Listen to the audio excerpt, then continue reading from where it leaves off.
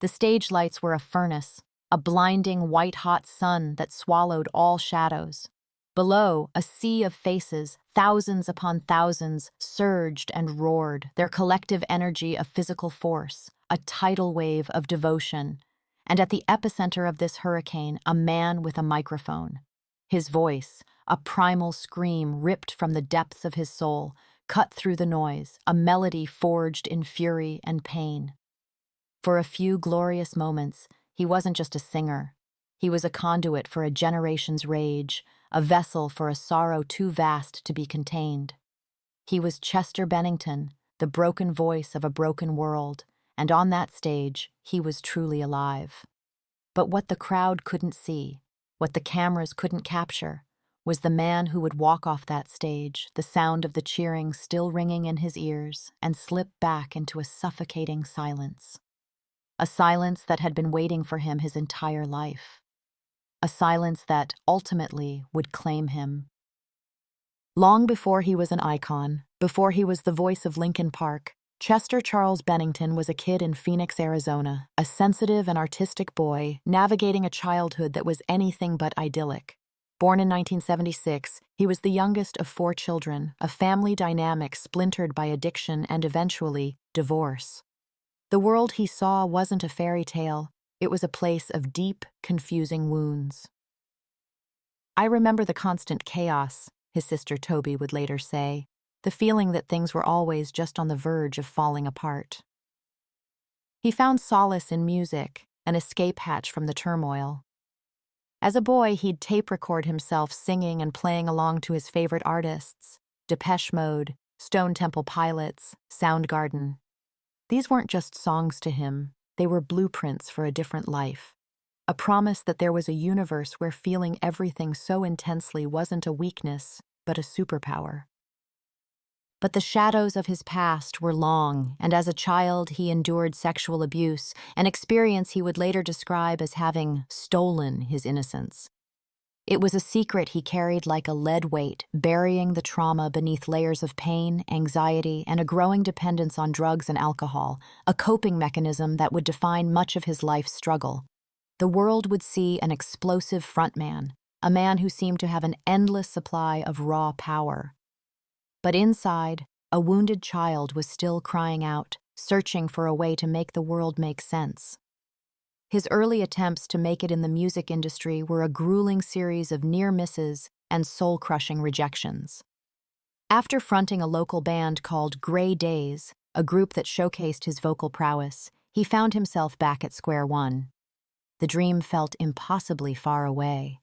He was a newly married man, working a dead-end job, a father with a baby on the way, and a crushing sense of failure looming over him. But a single phone call changed everything. A music attorney connected him with a group of hungry, ambitious musicians in Los Angeles who were looking for a vocalist. They had a demo, but they needed a voice, a personality to bring their complex, genre-bending sound to life. Chester flew to LA, listened to the instrumental tracks, and in a moment of pure inspiration, laid down his vocals in a tiny, makeshift studio. The raw, guttural screams and soaring melodies he delivered were exactly what the band needed. The fusion was electric. Mike Shinoda, the band's rapper and co-vocalist, recalls the moment with a sense of awe. The first time Chester sang on a track, it was like the pieces of the puzzle just clicked into place. The band had a sound, but he gave us a voice. With Chester now at the helm, the band, then called Hybrid Theory, signed with Warner Brothers. Records and changed their name to Linkin Park. The stage was set for a revolution. Their debut album, Hybrid Theory, dropped in 2000, a furious, cathartic masterpiece that spoke directly to a generation of angsty teenagers and disillusioned young adults. It was a perfect storm of hip-hop beats, crushing guitar riffs, and Chester's volcanic vocals, which could shift from a whisper to a scream in a heartbeat. The album was an instant sensation, selling millions of copies and catapulting the band to global superstardom. But the intense pressure that came with fame was a double-edged sword. While the world saw a rock star, a man living the dream, Chester was still battling his inner demons. The road to sobriety was a winding, treacherous one, marked by relapses and private agony. He grappled with the intense duality of his existence, the public figure, the rock god, versus the private man, the father, the husband, who was still trying to outrun the ghosts of his past. The world celebrated his triumphs, but few understood the private wars he fought every single day. And his wife, Bennington, would later speak about the profound loneliness he felt even at the height of his success. He was so loved by millions of people, she would say, but he often felt like he was all alone. As Linkin Park continued to dominate the music world, releasing iconic albums like Meteora and collaborating with artists from Jay-Z to Paul McCartney, Chester's public persona became a fascinating paradox. On stage, he was an unbound force of nature, a whirling dervish of kinetic energy. He would jump into the crowd, scream until his voice was raw, and pour every ounce of his being into the performance. His physical presence was as captivating as his voice. He was a tattooed, defiant force. Offstage, however, he was often described as introverted, gentle, and profoundly kind. Brad Delson, the band's guitarist, observed that Chester was one of the most generous, thoughtful people you could ever meet. He just had this immense heart. The lyrics he wrote were a window into his soul, a raw, unflinching look at his struggles with anxiety, depression, and the constant feeling of being an outsider. This brutal honesty was the secret to Linkin Park's success. Fans didn't just listen to the music. They saw their own pain and confusion reflected in Chester's lyrics, finding a sense of community and understanding in the shared experience of feeling broken. But the years of constant touring, the relentless creative cycle, and the pressure to maintain their status as one of the biggest bands in the world began to take their toll. Chester's struggles with addiction and mental health continued, a cyclical battle of highs and devastating lows. He was transparent about his challenges, a choice that made him a beacon of hope for so many, but it also meant he was fighting his war in the public eye. In 2017, the unimaginable happened. His close friend and fellow rock icon, Chris Cornell, took his own life. The loss devastated Chester. The two men shared a bond forged in a mutual understanding of the unique pressures of fame and the isolating nature of their struggles. Chester performed an emotional, heart-wrenching rendition of Leonard Cohen's Hallelujah at Cornell's funeral, his voice trembling with grief. The performance was a public display of the profound pain he was carrying, a window into a grief so deep it seemed to consume him. In the days and weeks that followed, those close to him noticed a shift, a new layer of darkness that seemed to settle over him. The final act of Chester's life unfolded with a haunting symmetry.